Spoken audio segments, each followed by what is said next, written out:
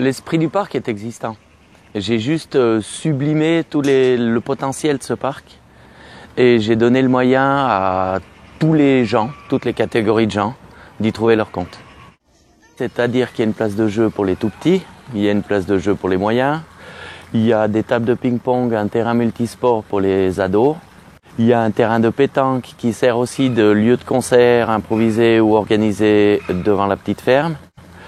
Là, on est dans un potager qui serait plutôt dédié aux personnes un peu plus âgées. Derrière moi, sur le côté, il y a un terrain de fitness où on circule sous les arbres en faisant différents exercices.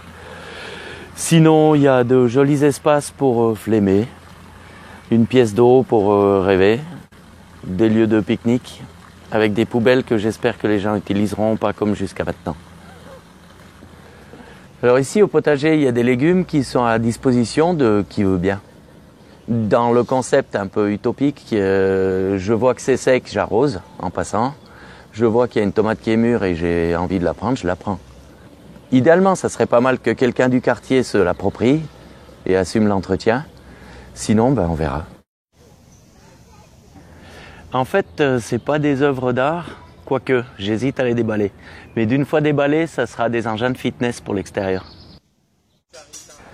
Au sol, la surface de chute est faite en gravier. En fait, on a plusieurs possibilités, gazon, des copeaux d'écorce, du gravier, des sols plastiques, caoutchouc. Et j'ai choisi le gravier parce que c'est naturel, il y a moins de déchets qui peuvent polluer ou être toxiques. C'est un inconvénient pour les mamans à talons hauts, mais c'est super agréable pour les gamins. Une confidence pour terminer, la fontaine c'est de la récup. Elle venait de la rue de la Verrerie avant qu'ils construisent la nouvelle Migros. Elle traînait, elle prenait la poussière dans un dépôt des travaux publics.